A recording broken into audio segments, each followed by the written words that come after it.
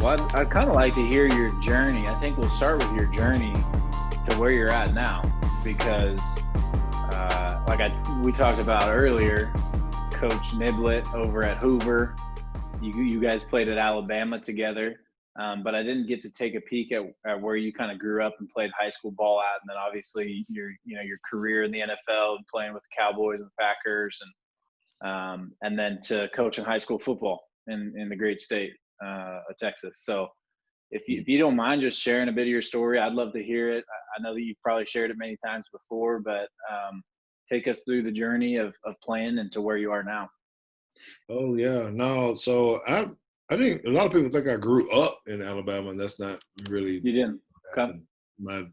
My dad was in the military. I was Okay. born on an Air Force base in Michigan, in Oscoda, Michigan. Um, so I moved around a lot growing up. It was just overseas. I lived in Germany for 4 years. I've lived in Florida, Kansas. I mean, Louisiana. You name it. Seems like. Uh, but I didn't end up in Alabama until my second semester of my ninth grade year. So that's why I call Alabama home, Okay. Montgomery, Alabama. There, I didn't really grow up. I grew up playing all the sports as well. I didn't envision myself playing professional football. That wasn't even the goal that I had. I actually wanted to be a soccer player. Okay. And I think that was because of so much of the travel that I did and the overseas life. I really was drawn into soccer, and I thought I was going to be the next Pele, brother. All right. You still Pele. watch it? You still watch soccer? I do. I Yeah. do. Not as avid as like my Yeah. son is. My son is big time Okay.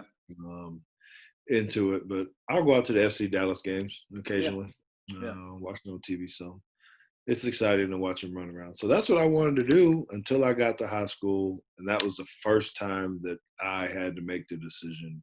Couldn't do both. I couldn't play football and couldn't play soccer. And Brock, man, I actually chose soccer to play. It was right around spring football. I had to make up the time which way I was going to do. And I told my mom that I was going to go play soccer. And she sat me down and basically said, no, you're not. No. You're gonna go play football. So that's basically, how it went. That I ended Huh. up going out and trying out for Jeff Davis High School in Montgomery, Alabama. Moved from running back to defensive back, and rest is history. Here I am now. What was I've been to Montgomery. I've been there for work because we work with a lot of the junior colleges around the country.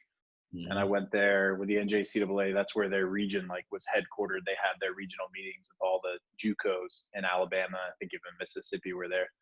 So I've seen it just for a couple of days. What was it like growing up in Montgomery? It was great, man. I actually loved it. It was challenging in the sense, so just for the time and the way that our world is going now, right, with the Yeah. social justice stuff, I think it's important to know that, man, we had a deal in Montgomery when I first got there that I'd never been a part of. It was called the majority minority, where I lived in a predominantly black neighborhood, um, and I guess it would be considered west of the city, and they bused us to the predominantly white kids to do the help with segregation or desegregation. So that's how I ended up at Jeff Davis. Now I've had a lot of great friends and a great career, obviously, and won some games and graduated, with honors, that kind of stuff. So I actually love the city. I do get back. My family still lives there. My wife's family still in Montgomery, so I get back quite a bit. Well, I shouldn't say quite a bit because it's hard to get there coaching. But when I do get back, I'm always welcome. It's cool. Yeah, that's cool. Today we're releasing a Chalk Talk with Kiyoshi Harris. He's the Independence guy from Last Chance U. He's out in Kansas. Now we talked about actually, I asked him the question, "Hey, what are you going to tell your players? Like they're going to report back in 2 or 3 weeks, and a lot has gone on. You're in a really white town. He told me, hey, 90% of our team is black. I'm like, how are you gonna address this? Are you gonna talk about it? When you said you were getting bused to like a predominantly white school. Made me think of like Remember the Titans and how that, at a that school, how they integrated.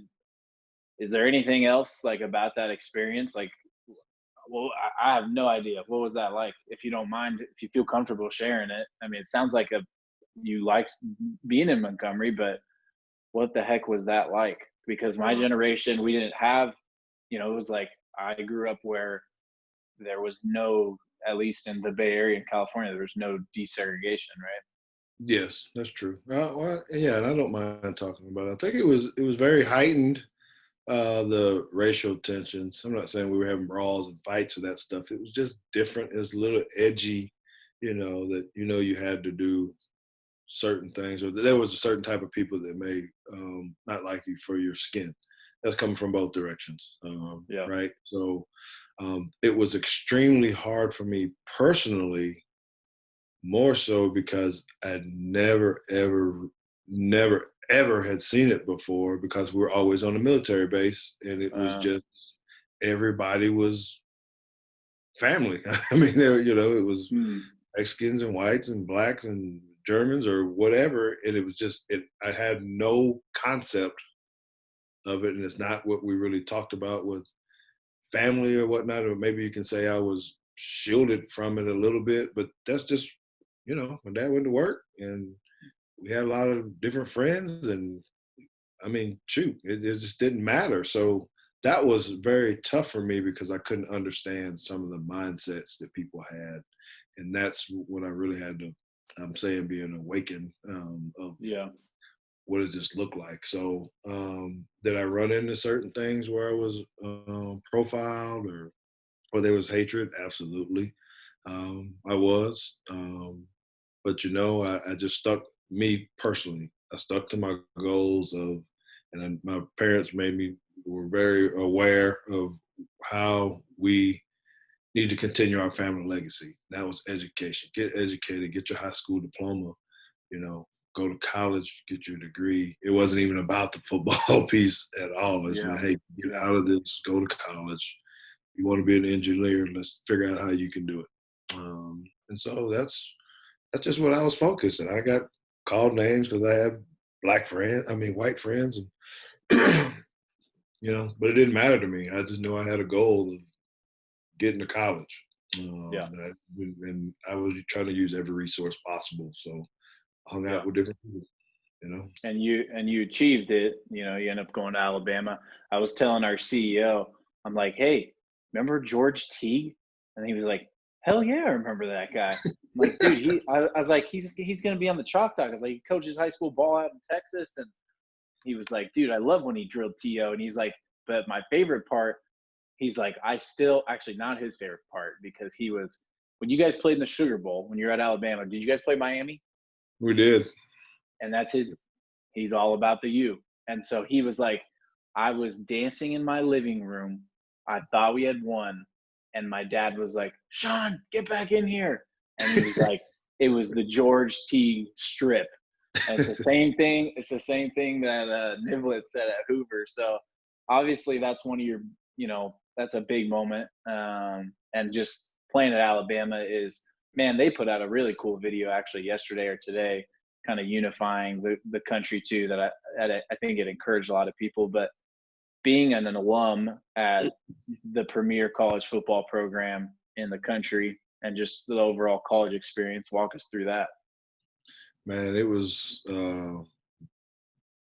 I mean, I love the place. And I know when people talk about this with the hey, that, you know, even blacks weren't allowed into the Alabama at one point in time. But I tell you what, the experiences that I had on and off the field at Alabama, the relationships that I still have with my players and friends and just other people is absolutely outstanding. I go to a lot of games yearly. I do leave on Saturdays after we get done with our film sessions. If I can get there via plane or something, then I'll go because you know even then, and this is a difference in college football. What we had that I think is I know it makes a difference in the way the kids play. I'm saying is that I don't know if you remember, we actually used to have athletic dorms in college where the football team stayed with the football Oh, team. I didn't And know that.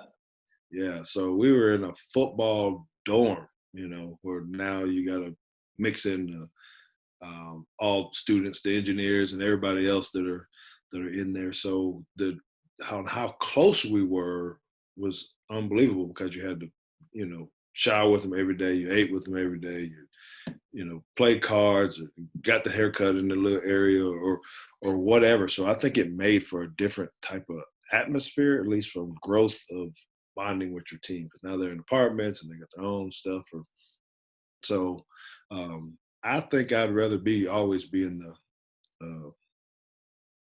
the dorm like we had it. It was Yeah. it was cool. But man, when I get back, I drive by that old facility and I see how different it is and how rich it looks now. It wasn't like that. It was we had it before, but I really do love going back because the fans are Alabama crazy. We roll tied up to everybody. Doesn't matter who they are or what. You see the Alabama shirt, you're gonna catch a roll tide, Yeah. from us It's a regardless. So unifier, man. It's it is. we were talking to someone recently just about how we're missing sports because it does help all this tension that's going on. It does help unify people that are different, Mhm. and like you talked about, like even just being on a military base, how it's like a family, and we're missing out on a lot of those experiences right now.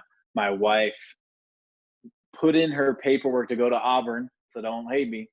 Oh God. Uh, but we went to the national championship when we lived in Pasadena, and that was my first like Southern SEC football crowd experience. And I know it's not Alabama, so it's not as good, probably, right? But I was blown away. And when I went on that trip to Montgomery, I stopped in at Auburn because it was like right off the freeway on Yep. the way to Montgomery, and it was amazing seeing Jordan Hare and all that. And I can't imagine. I played at UC Davis. My wife had 15,000 fans at her East Texas high school football stadium. We had about 10 at our games, and so she's like, "This ain't football." I'm like, "No, it is. It's just less people here. They're at the beach or something." But Yeah, flag football, yeah. Mhm. but I love Southern football, and I'm sure the SEC is going to find a way to play football this fall. But um, let's talk about well, real quick, we got to talk about the Cowboys, and I guess I want to get into John Paul II and hear about how you got into coaching. But before we get there, uh, have you talked to To since you drilled him? Have you have you messed with him at all, or has it just been? Is it still like, hey, no, you don't get on the star? No, no, I have not talked to Okay, at all. Even when he came into Dallas to play okay, here, we didn't talk, and that wasn't at my doing. I actually tried to reach out to him multiple times through his agent and his marketing person that he had, and even actually on the field. But really, okay, he wouldn't talk to me. Um, yeah, and so after all of my attempts to try to do it, I just kind of left it alone. I haven't yeah, tried in forever now. But um, that guy. I mean, he's tremendous talent, right? I mean, I yeah, can say that about anybody. Obviously, he's in the Hall of Fame and everything yeah, else. But there are just certain things and they're going to talk a lot, get an opportunity to talk a lot about this to football teams, youth football teams, high school football okay, teams, um, because they want to either try to mimic it or try to use it as some kind of way. And I say, hey, there's certain ways, things that you do that I've learned from that. One, I learned about myself from that incident, the competitive nature, maybe being angry and everything else. But it's also about protecting your home turf. No difference than protecting your house or something. It's just things that people can't do or should not do is disrespectful, in a certain way. So when that was going down with To and I out on the field, it was just a level of. I mean, we you and I can be competitors, know each other, and be very serious competitors. Be friends, but on two different teams, and absolutely hate each other during the game. But pretty much everyone I've been associated with after that, you kind of just come back together and say, "Hey, man, good play, my bad, whatever, go have the beer, go have the soda, go get some hot wings or something, laugh it off, hug it up, be done with it. And if there's a way to make some money off of it, you get together and figure out how do we capitalize off this. And I can't get him to do that. I was like, bro, man, we can get some trucks or some money or some commercials or something off this thing, man. We ain't even got to like each other, but we should come together and figure out how to capitalize off this. Yeah. He went down More with than it. just the GIF, man. More than just this GIF on Twitter and everyone, I tell in my office, everyone, I got one guy, we're a lot of Niner guys in the office. And so just because we're out here. But again, my wife's a Cowboys girl. They're all like, I love that he did it to T.O. I love that he got him. And then the other half are like, no, I love how T.O. was on the star. And I like I told you before, I'm like, you can't run to the star, man. Yeah, the Niners are my team. You can't run to the star. But let's that's just fun stuff. But let's transition to coaching. And really, you have a successful career. And now you're this, at a top private school, and you're in Plano, right? Yes, I am. Mm-hmm. And I've been following you guys on social media. I know you have a stud quarterback who's getting recruited and got some offers. But did you envision yourself being a high school football head coach in Texas? And if so, like how did this path come to be where you are now? Yeah, no, I can't say that I envisioned myself being a high school football coach. I did know once I got done with the NFL that I was either going to be a coach, which I was really thinking college or pros, or uh, some type of broadcaster, analyst, something. So I'd actually started doing things while I was playing to prep for that, meaning, I had my own George Teague show on the radio. I spent a lot of time on TV just trying to talk and, started building up a resume of going on, local stations and talking football, particularly with the Cowboys and things of that nature. But I also volunteered coach. I was a volunteer coach while I played with the Dallas Cowboys. So at the school where my son was going, he was in elementary school at the time.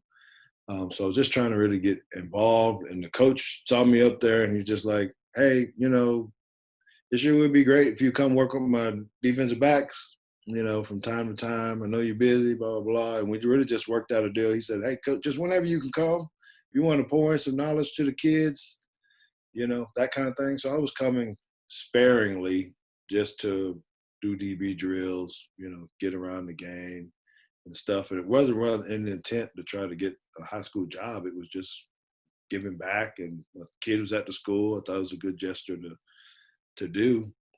And then I retired from the Cowboys, and coach approached me again, then said, hey, you don't have no job yet. You got some more time. Would you like to be the defensive back coach this year? And so I took over the role as his defensive back coach for a year. So I was really all in, daily at that point, while I was still trying to figure out.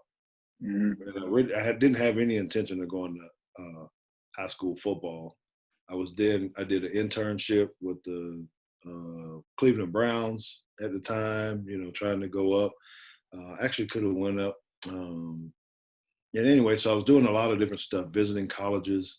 And lo and behold, just at the end of the football season, the AD walks up and informs me that the head football coach there was resigning and that he wanted me to be the next head football coach. Said, hey, you're going to come in as a football coach and as the assistant athletic director. Is yours if you want it.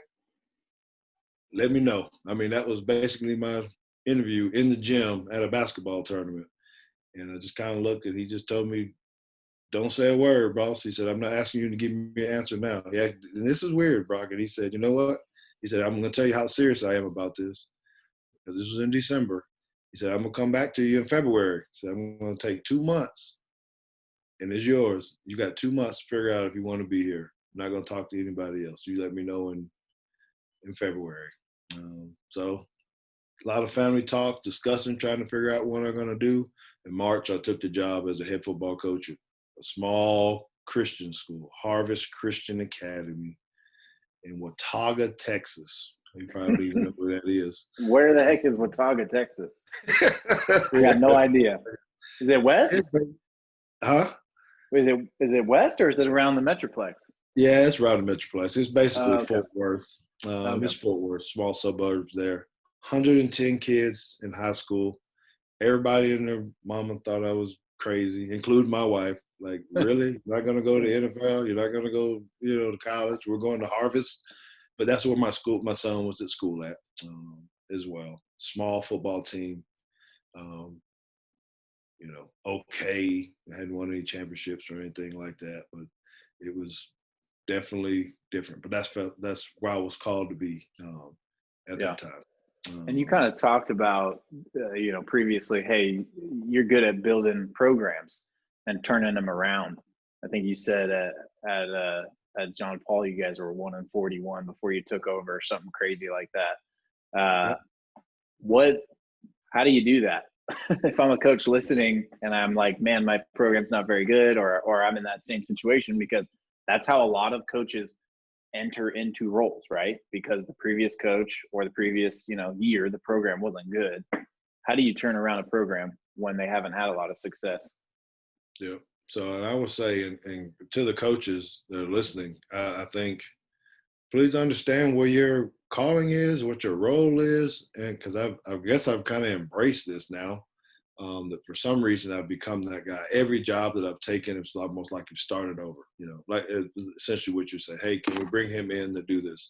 And that makes people nervous too, because then they go, now that we're better at John Paul, and said, okay, is he going to go leave to try to go find another job to start over? And that was never it. Just each opportunity has been bigger and better. So all of the programs I've been in have not been that great. This has by far been the worst. I would say. I mean, it's not even close to winning the game. The average loss was like about 58 points for 3 years. I mean, it's ridiculous. It wasn't even. I mean, the games were over at halftime. Nobody in the stands, and it was another one of those hard decisions where we were going, okay, you really gonna, my parents and my wife and my family are saying, you're really gonna go take this job? It's just bad. So I decided to take it. And what I did and how I worked it, and what I think my philosophy is on this is, and it sounds so cliche-ish, right? But you really got to work hard at it. First of all, you got to get the trust of the kids, so that they'll run through the wall for you. And that got to start. If they're not talented, doesn't matter. We weren't strong. We couldn't run. We couldn't do anything, but they needed to know I loved them. And then every decision I was going to make was about them. So I started with meetings, pulling all the seniors. I went to lunch. We went to Saltgrass. I got the Booster Club. Hey, give me the guys that are leaving. I want to talk to them first, because they're going to be the ones that come back and support the alumni, right? And I kind of tell me about the experiences, what you didn't like, what did you like, this kind of thing. Even had the alumni, y'all need to come and tell me what's going on. Why are we like this? And then I got a bunch of feedback, and I could say, well, I can guarantee you we're not going to do that. Or what do you think about this? So I actually started to pull in, get feedback from them. Oh, I think that would be good, coach, if we did this, blah, blah. Then we'll meet with the next group, and kind of talk and feel through what didn't work. And I think we make that mistake a lot as coaches, and we don't really find out what the kids like and what they don't like. Doesn't mean we got to do what they say, but, because a lot of times they will tell me, hey, coach, I don't really like this. Well, I got that. I understand it, but this is why we need to do it. Then it gives me some dialogue, and they can go, okay, that makes sense. And so spent a whole lot of time with that and gave them realistic goals. That's the next piece. Realistic goals. What is it going to look like? I didn't come in and say, man, we're going to the state championship. Man, and it's hard for a coach to tell your parents that don't expect much. But my very first parent meeting, I put in my slogan, I had it, and it was just one. We got to do everything in one. I need every football player to go get one more football player. Get them out of the hallway. We need to double the size of this football team. I don't care if he can play or not. Just get one guy to come on out. I need more guys. I need you to be 1/10 faster in your 40. I need you to be 1 pound stronger in your bench. And we're going to win one football game. What, coach? Yes. We're going to win one football game. We can win one. We can get this monkey off our back. And, people kind of look and say, and I was like, dude, we hadn't won a game in 3.5 years. We got to beat somebody somehow. And I put that on our coaches, not the kids. We got to out-coach somebody, scheme them up. They're going to be more talented. I understood that. And that's how I try to find my coaches. Realistic expectations. We got to win one game. Bro, we won our first game. It was the second game of the season. It was at home. Place went crazy. I've never been around it ever. That's the first time. Everybody rushed the field, was trying to tear down the stuff. I didn't even get to have a post-game speech after the biggest win probably in school history. I'd never lost control, and I was going berserk as a coach. Like, where are my players and what we doing? We got to get to the locker room. Man, the AD came over to me and just said, Coach, just let them have fun, man. It's like, this hadn't happened before. He said, just let them have fun. And I sent out a message through Huddle and said, I'll see y'all tomorrow. Get your stuff, put, do the normal deal. Put your clothes in the pile, blah, blah, blah, whatever. Get out. And, man, I mean, it was absolutely great. Then we ended up winning a second one, that year. So we ended up surpassing our goals. Dude, that is awesome. Yeah, so that's kind of how it started. Then you go into the piece of what does your weight room look like? What is the way you're practicing, the structure, but it all comes back to those kids having to be able to trust you. And then if you can get the parents to buy in, and we know that's hard as a coach too. It's one thing to get your kids, but if you can get the parents to buy in what you're doing, then I think we're golden. And so I spend a ton of time. And a lot of coaches don't, and that's okay. I spend a ton of time with parents and inviting them into things, letting them be involved. Meaning, Saturdays, my parents come up on Saturdays when we're watching film. Not for them to watch film, but hey, we're gonna break bread together as a team, and y'all gonna bring me some food. Whatever it is, Coach. What do you want to eat? I don't care. Grits, eggs, ham, sausage, that's totally on y'all. Whatever y'all bring, we're going to eat. We're going to take 30 minutes. We're going to sit down. Y'all can mingle with the coaches and the kids, and this is not a question-answer session, but this is just family, and then they see us, and that's how I've kind of reeled them in some of the times, a lot of coaches wouldn't even think about parents.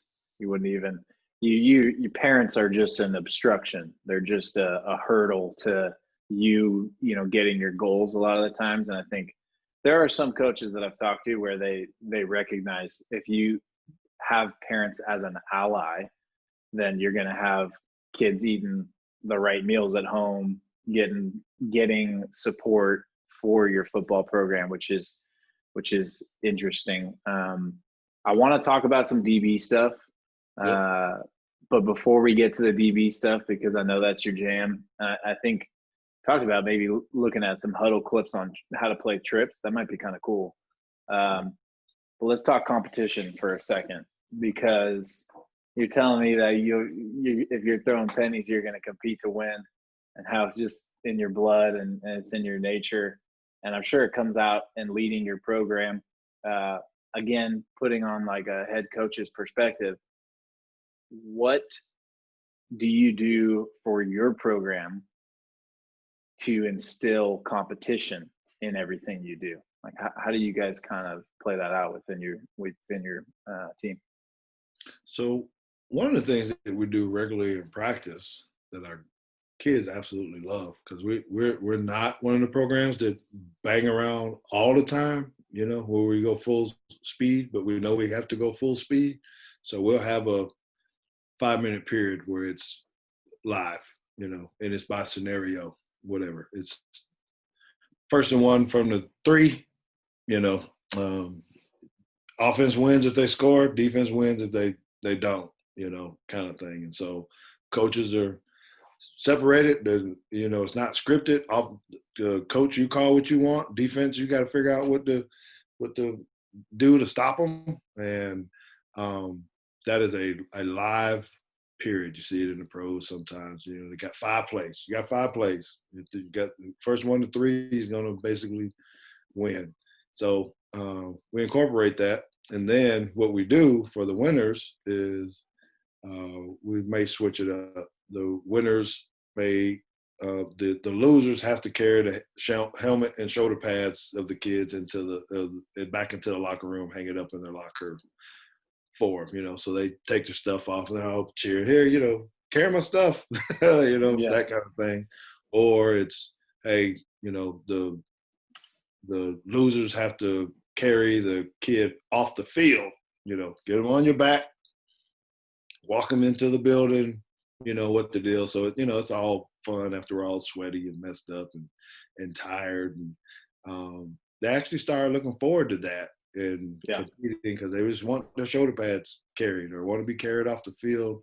And we're not trying to hurt them. Hey, you only got a few plays. And actually they want to do some more. Oh, coach, we throw a flag on them or something. Then it gets pretty intense. And that has been very, very good for us. We'll do some other things, but that's the biggest one that I think our kids are looking forward to. Yeah. I remember transitioning from playing and being hyper competitive and crazy about it to then, for me personally, I feel like I got a lot out of my body. I wasn't the greatest athlete. And by the end of my career, I was like, I'm done.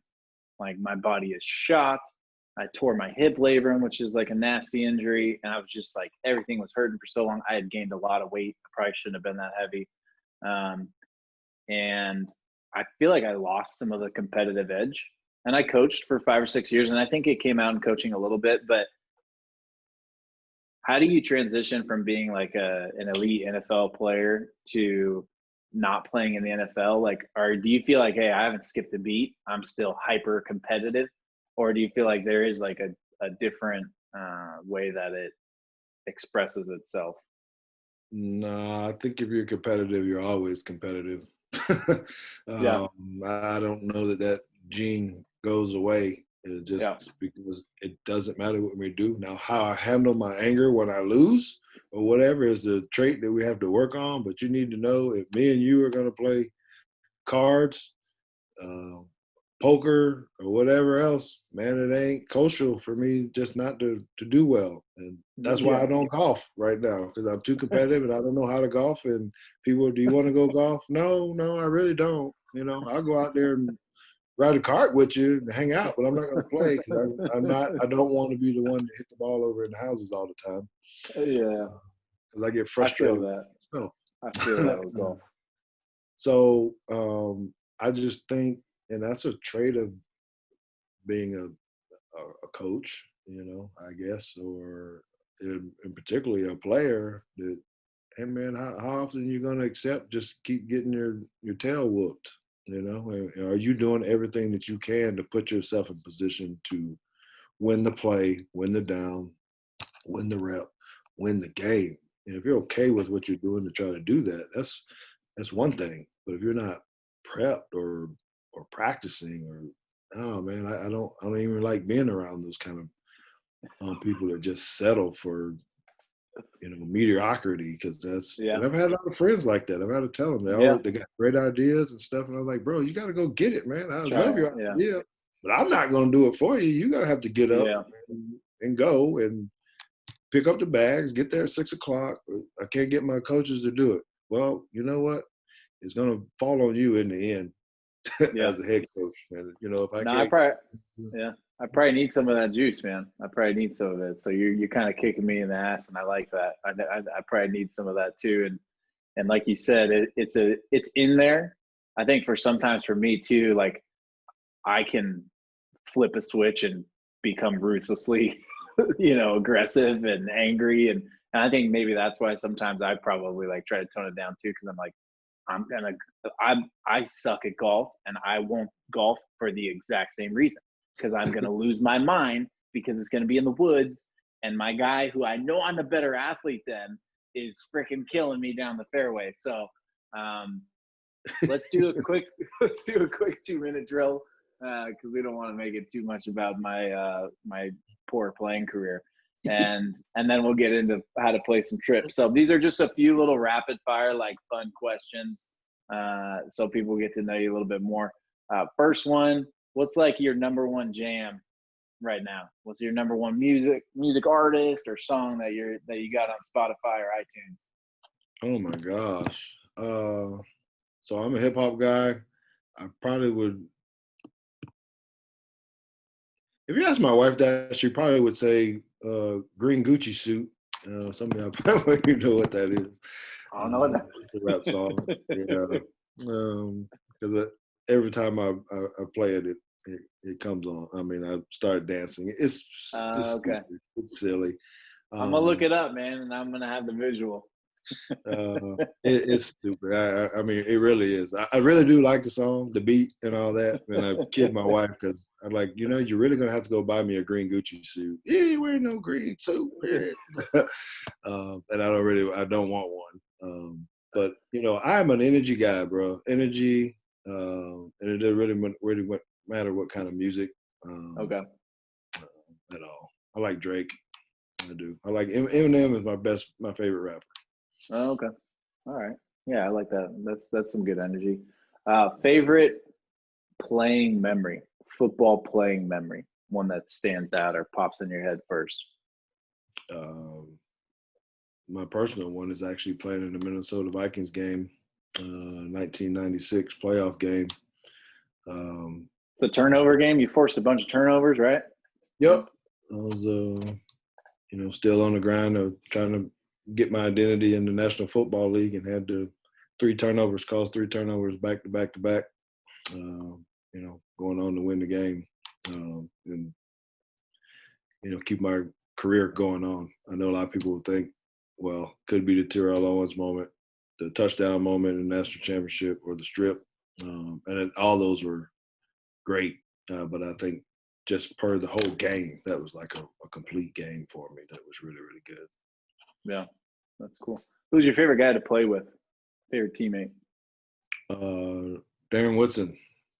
Oh yeah, safety for the Dallas Cowboys. Still really close. Yep. Lean on him, kind of a mentor for me. I do call him sometimes, and especially when it comes to Terrell Owens, and say, hey, T.O.'s out there again talking some trash. I'm getting the interview. So what should I say? Because I get back to that competitive nature again, and he's the one that the calming voice that'll say, "Nah, you probably don't want to do that. You might." Yeah. So yeah. Cool. Last one. What have you done that I should do? Like an experience. Bungee jump. You bungee jump? All right. A lot. If you haven't. And I'm scared of heights, man. That makes my heart flutter just thinking about it. And that's it too. I'm afraid of heights as well. If you're not locked in, I can't do it. I can't, dude. I got stuck on a top of a house. I was trying to be the man of the house and put up Christmas lights around my house, and got up on the roof and got up there on the edge and froze and was stuck on the top of the house for like 2 hours trying to figure out how in the world am I going to get down. So I'm saying about the bungee jumping, that to me, I'm saying bungee jumping, but it could be something else that we got to face those. I think those are the things that kind of help me, that once I'm up and they basically tell you, okay, jump, we're not going to push you. You got to go. Man, that was facing a fear that I knew I needed to overcome. I can't even watch the TV when they show people, my whole stomach just goes down, but now I'm past that point. I think that's actually helped me be a better person and a better coach, because I'm not afraid to make that scary 4th and 1 call in the second quarter, in your own end of the field. that I still catch myself some of those moments. And, and I made some bad calls from time to time, and I end up with them, and you deal with it. But I think if Yeah. you can find whatever you got to do to overcome that one little step, it's going to help you, be better. Who knows, man? Maybe one day.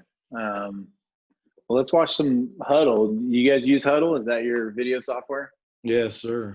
It is. So I'm going to allow you to share your screen.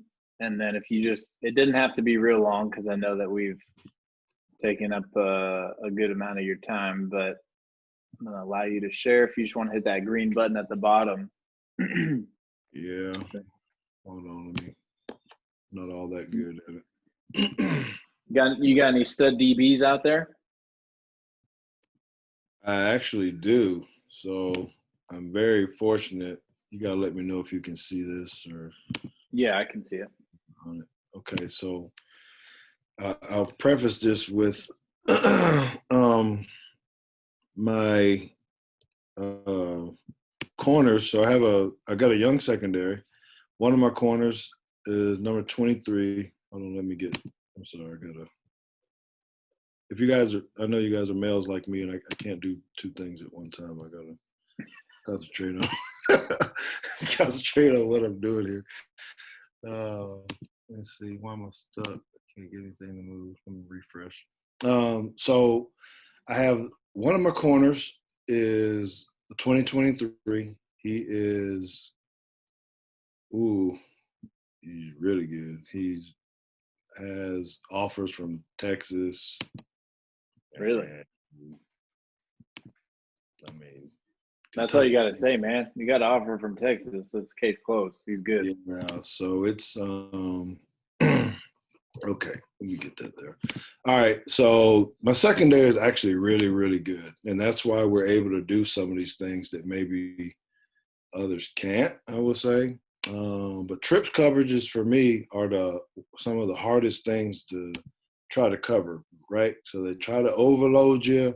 You don't know if they're going to try to run that way, throw that way. So obviously there's a lot of film study that you have to do. So over the past couple years, me and my staff have actually worked at a bunch of different ways to handle trips that all look the same, but you're trying to stop different areas of it. In Texas, we're heavy spread, right? So we get a lot of different things. The RPOs you got to worry about because they're just counting numbers and looking and saying, hey, if they're lined up like this, run it. If they're lined up like this, throw it to that guy. So they're always going to try to make you wrong. So we had to get better to be able to say, how do we make the quarterback wrong with his read? And that's by alignment and also by the assignments that we have so they don't know what we're doing. So we've created 4 plays or defenses that we look at. One of them is we call cloud.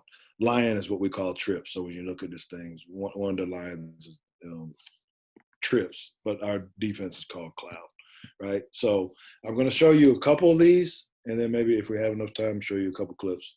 But I'll go through this really fast. So basically, cloud for us is quarters to the trip side, right? So a lot of people will roll. We have that as well. But for us, cloud means we're going to play quarters to the trip side, and we're going to play halves to the back side. So for us, a lot of guys will put their best guys back here on the back side. So for cloud, we're knowing, hey, we can eliminate this guy. One underneath, one over top, somebody coming in for the slant, right? Over here, you always worry about the 3 verticals. Best thing that we can do is quarters, to at least get 2 guys deep. Yeah, you create some other holes, but we know where the weaknesses are too. So we play a 4-2-5, right? So this outside backer, most people would call him as a defensive back for us. He's bigger, a hybrid player. He's probably a 3-4 type of backer for us. He's big. He can play the run, but our guy is fast and he can cover. So if we need to go man, we don't have to substitute, right? So it's hard to find this this guy, but we always try to put a dude right here. So quarters, back, go to flat, to one, you can kind of look down here at the thing. A strong safety is going to go to the flat. We have the two backers. The stud backer is going to go towards the trip side, just for any other unders. Um, so you're really one zone short, but that's okay. You just got to rally because he's going the other way. Right. So we understand that. It's pretty good coverage. This is one of my favorite because it looks like cover two. We move around in disguise. So that's the first one. If you got any questions or something, just let me know, Coach. No, it's good. I just kick back and listen during this because I don't know anything. You're the one who knows it. I think coaches will get more out of listening to you than me. Okay. Then we have a kick coverage. Again, before pre-snap, it looks exactly the same. Too high safety. So we're pretty much trying to show a too high look all the time. And then we run out on the snap or start, on the cadence, we start to move or whatnot. So the only thing that we do different now is because we get a lot of tunnel screens when they got the trips, they try to block, come underneath, run the tunnel, or they may start in doubles, over here and run the jet motion to try to outflank you to the trips. So we put in kick. So we could be in, another coverage, a man-to-man coverage or a zone principle, and then we'll kick. Even on motion, we'll change the call, right? And so when we get a lot of teams that run jet motion or bubbles and stuff over here, we'll play kick to this side if we know that's what we're going to expect. Then we get two immediate force players. They can't run the ball over here. That's what we tell the guys. We got too many guys. They can't run over here. They can't throw over here. They're going to have to throw to that guy. So we have to pick our poison on which, which coverage and where they're lining up people. And we could call the coverage, the trips coverage, changing it from week to week based upon how they're moving their best receiver around. Because their best receiver might be over here one time. We want to play kick. He's over here, then we might want to play something else. Right? So that's all game planning. But in principle, we're telling our players, kick, they get the ball over here, that's on us. That shouldn't happen. They need to raise up over here and throw the ball to him, and then we get telling our corners, this is how you want to go to the league, you want to go to the college, be that guy. You're one-on-one by yourself. So this is a prominent coverage for us too, especially if the team is very heavy trips. Can't tell. Just remember the one before, he would be in a half, he would be in a quarter. So they got to figure that out themselves. Then we have coverage that we call rock. So in our defense, we call everything by colors.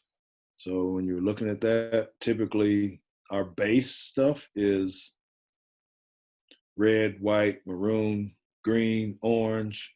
That's if that's a 2x2 set. When they go 3, we don't use colors anymore. So when they go trips, that changes to something else. Kick, rock, roll, cloud. So they'll know that's the only time they should ever have a non-colors out of trips coverages. And if we don't want them to go into these, we call play it. So it could be maroon, play it. And if they come out in trips, we're not going to the other thing. We're just going to stay in what we want to be in because we think it's good and they're trying to attack it. So the rock. So one of the things that we were getting beat on earlier with the other two coverages is because we had both safeties up high, right? We were always getting attacked on the backside run because you had to, your backer had to then, basically be your filler on the backside or be matched up man to man out the back door with a backer. So we were getting killed on that. So we had to adjust.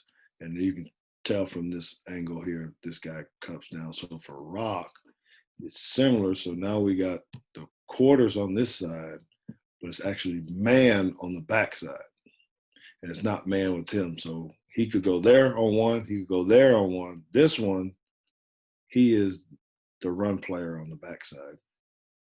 So I can get more guys in the box. And if this guy is a burner and they're trying to catch the one-on-one routes on the backside, so even if they went empty, right? Now I got a DB on their running back, and I got an extra run support. So that's our rock. It's actually pretty good. So we'll play quarter on this side. It's man to man on the backside, and then the safety is going to play off the number two, what we call an eagle safety. He's the man on the first thing away from trips, protect the three verticals from the trip. So if for some reason this guy they go four strong, he's not going to chase him. His eyes are going to turn to the Y just in case, those guys like to run those three verts and the vertical over here on the other hash. We're sitting there waiting for him. Free safety can take the second one on the vertical. The corner can take the first one on the vertical, and we still have all the underneath routes. Good thing about this coverage too is we're telling them, hey, it's the first thing out the back side. Doesn't matter. So our backers are going. We got 3, 1, 2, 3 going to 1, 2, 3. If one of these guys runs a drag, so those offensive coordinators, we call it I'm drawing the blank, but it's a high-low. Basically, he might run the drag. He'll run the dig, right? So we're telling him, hey, just look this way and eliminate your vertical threats. So if one of them goes short, it doesn't matter anymore because they got the other two that go deep. So if he goes short and under, that once he runs past the linebackers, that is going to be his guy. That makes sense to you? That's going to be his guy, especially if he goes that way. Now, this is where you have to get good with the eyes. Well, coach, what if he goes out into the flat? Well, he's going to take him, and he runs the drag.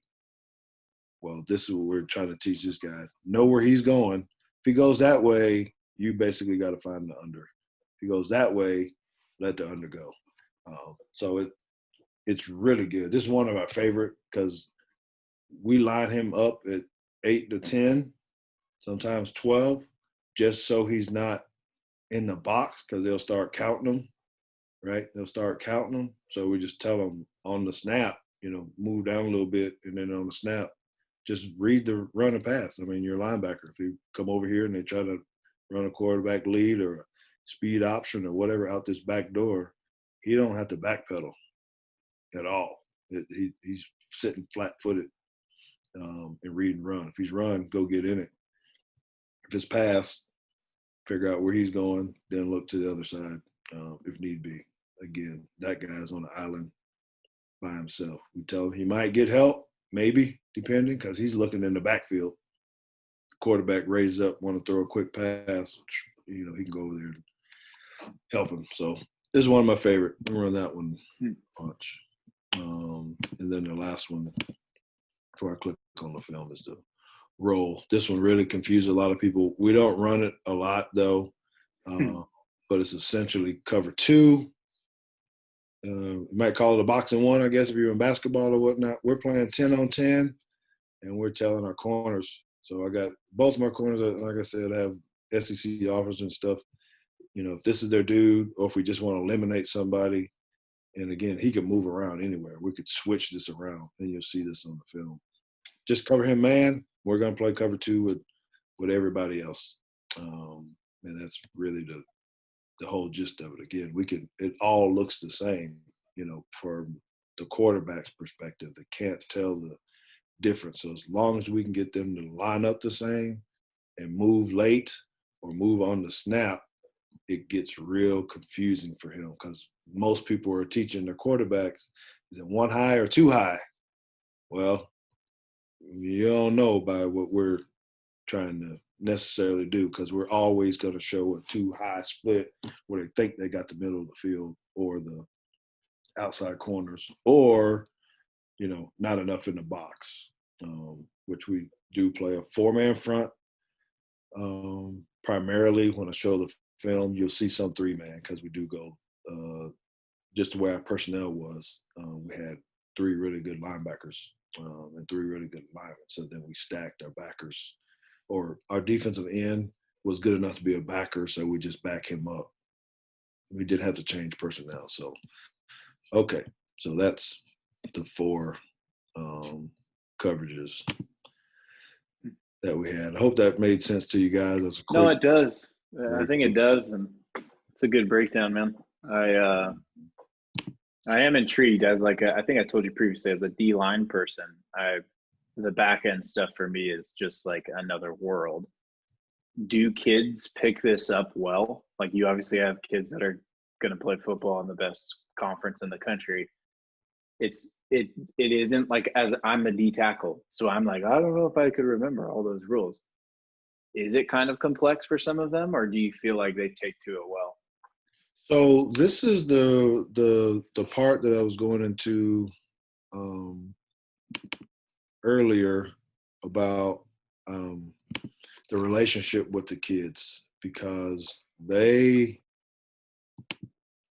we as coaches, we can't go in thinking that the guys can't learn stuff. We got to give them the opportunity and trust that if your mindset is my kids can't figure this out, well, guess what? They're not going to figure it out. If you go in a mindset that, hey, you can learn this and you empower them, that you're smart football players. That is part of my slogan that we use. Our football team is going to be fast. Our football team is going to be smart. And our football team is going to be physical. And those three words that they're getting: fast, smart, physical. Fast, smart, physical. Right? So if you're slow, you can't play out here, man. We need people that can run. You got to be able to hit. You got to be able to throw your body around. But you got to be a smart football player. Smart doesn't necessarily mean always classroom stuff, but yes, that's what we're talking about too. But it means smart is understanding the game. You know, we're going to try to help you understand the situations better. What are they trying to do when they get in this formation? That's being a smart football player. Smart football player is not talking trash to the opponents or the officials. You know, leave them alone. Let us do this. So when we go into it, we probably have more dialogue than normal. Like these names, I've learned this probably 7 years ago. What I thought it should be called, they couldn't get it, right? And as soon as I just started asking, why is it confusing to you? What is going on? You know what, coach? If we called it hamburger, that makes more sense to me. Hamburger? I don't understand. What are you talking about? Well, we all remember it when you call it that. Well, guess what? Then we start calling the play hamburger because I didn't care as a coach, as long as they got it executed. So that's how we got roll and kick. And what I thought they were supposed to be the terms in pros is just different, you know. Yeah. So I give the input on this. Yeah. So, all right. I don't know if there's stuff in the way here. Okay, so this one is a 3-3 front. So we got everybody up. This is a trips coverage. We tinker with this guy a little bit. Sometimes we'll put him head up. Sometimes we'll put him inside. Sometimes we'll put him outside. Again, that's because he's got to figure out, is he in the box or out of the box, right? So we'll leave him sit. So you can see we got man down here on the bottom, right? And we got the flat at the top. So if we were worried about this guy, we were going to double him basically, and then cover the flat down here with this gentleman. So this is not a very good play for him, and that's okay to show mistakes because he actually should have went to the flat. So he's a flat player, right? So you can see how it kind of evolves. He catches it late, then goes over and makes the tackle. And this is the hardest one because he's got to jam this guy and then try to get outside. So he ends up going to make the play, but he could have easily gotten out a little bit quicker as soon as this guy went. He's manned up on your own. If they decided to go over here, look, I got a backer going that way. I got a corner sitting there and the safety over top. He ain't getting the ball. Better not. They better throw it to this guy, which they did. So that worked out fine in their favor. Back end, just how we're lining up. Again, you can see them all communicating, talking, getting lined up. Looks like the middle of the field is open. So it's always going to look the same. But you can see we got this guy. They can't, if that was their dude, they can't throw it to him, right? That makes sense? Hopefully that makes sense to everybody. Okay. This is a different one. We're actually playing man over here. So we got everybody going. Show you that anyway. All right. Still trips. This is, now you can see we got the 4-man front, but the safeties are still showing too high, so they can't really tell. Now this is a better job by our safety at the top. You see he has the flat, same thing. He's got man. He's working a really good jam here. He's taking off that way because of the sprint. Then we got a safety over the top. So it's pretty good coverage, actually. You don't have anywhere to throw. This kid, 26, has Texas A&M, Texas, Florida, everybody. He's a 10th grader. Yeah, he'll knock your block off, too. So, yeah. Back angle, again, we're always showing, hey, looks like they got this middle of the field. They got to figure out which way we're rolling. So it does get often time that hurts. Okay, this is kind of interesting. You guys as coaches have to figure out is if this formation is trips or if it's two backs. So we study this on Saturdays and Sundays and really try to determine if this is a trip formation or is this a run formation, or they're running the other way, or what they're doing. That's what we try to get, again, to help our kids be smart football players. Because they break the huddle, they just see a guy standing there. They might think that's two backs. And so remember, I told you that we might have a color, so we got to let them know, are they calling a color or are they calling a trips call. This team kind of used it like trips, so we were checking the trips. Again, we start moving around, not showing stuff. Same deal. And you can see where his weaknesses was, right? But he's got the flat. Just so happened that it works out very, very good. But when you line up, you can't tell, at the beginning. I don't know what that looks like to you, Coach, but that could be two-man, right? That could be man free. He could drop down, take the running back. He could be in the post. So all of it, we're trying to hide it. That is a good job of showing some type of man, but he is not a man player. So because he's going to let him go, take the other guy. Pretty good confusion. And I think if you get really good at, you can see him talking, it's really good communicating, so that you can see. I don't know if you need to see that end zone. All right. So same thing, looks the same kind of look. Coach will say, well, you got a void right here over number 3. That is true. That's why we tinker with him. Sometimes we move him inside to split the difference so he can be closer to him. Again, it's game time, game week. What are they doing? Sometimes we'll move him out more to get him closer, just depending. This is too far. We should never be like this because they can just raise up and throw the ball. Matter of fact, they do because we're not there. But that's okay. So now we're screaming at the backer. See, this should be his play, 53. So he should be a little bit closer to him, just so he just can't raise up and go.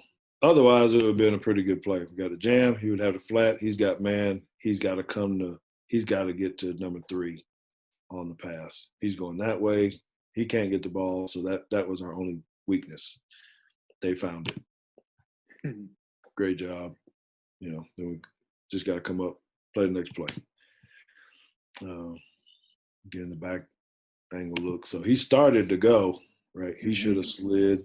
He should have slid, and I don't know why he went back into the box. He moved back over. Now he's too far away from he knows where he's supposed to go. You can see he's looking, but he's not in position. So that's where we got to be a better coach and say, dude, you run a little bit slower than you not as fast as you think you are. So we need you to move over a little bit. Get there. So anyway, I'll do a couple more, Coach, and then we can. Cool.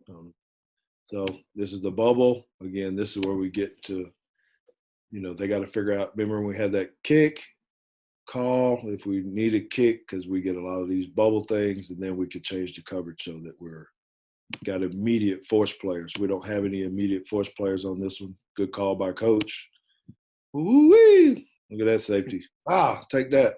That's how yeah, that makes a difference. And a lot of things, right? So looking like a linebacker filling right there, man.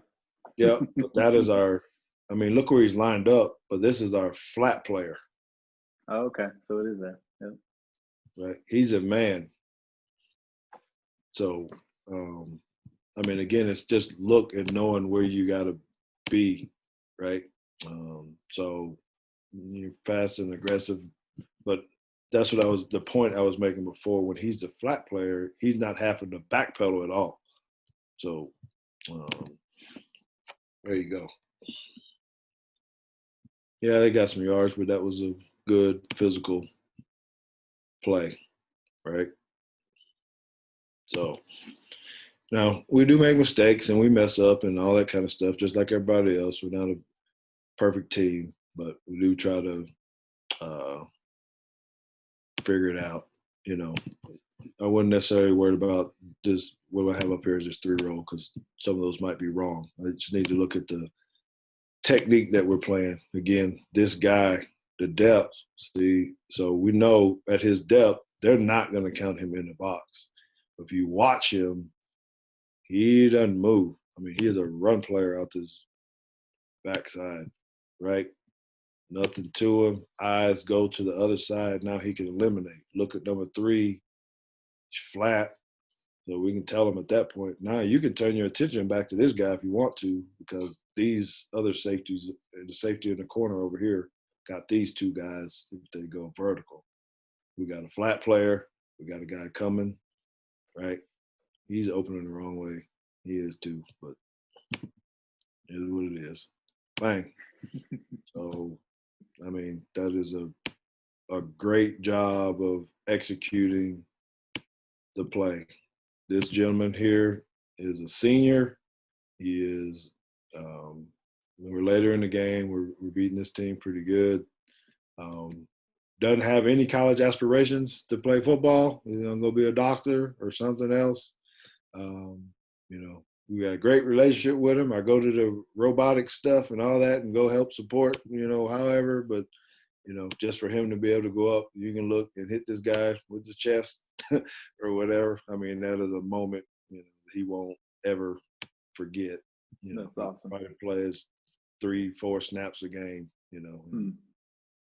so the other piece, this is what we talk about, though. Look at all these guys around the daggone football, if you get that, I know we all strive towards it, and we do as well, just getting guys running to the football, so we tell him, you got to hurry up, Look at all them red jerseys around that dude, man. That's, and when you show it, then we're able to actually show this to our kids and say, when we're talking about swarming, that's swarm. That's going to be when someone picked the ball up and score, because he's going to let go of the ball because one guy hit him. One guy hit him, wrap him up, then we teach the takeaway. If you get there, second guy need to get the ball. Someone started taking the ball, right? Ooh, that guy kind of sweet right there. That look like Coach Teague right there. You got the vest, man. You're a vest Friday night? Okay. I'm the only one get to wear the vest, boss. All of us stuff. I'm the only one get to play with the polo. Yep. Hey, well, thanks so much, man, for coaching it up. My dad was a DB coach, so I know a little bit more than I'm getting on, but it's really great film to look at. You're super detailed in your instruction, and I know this is going to benefit some guys out there. So can't thank you enough for hopping on. Hope you have a great weekend. Great to hear more of your story. and yeah, we'll catch up with you somewhere down the road. Thank you, man. I really appreciate this.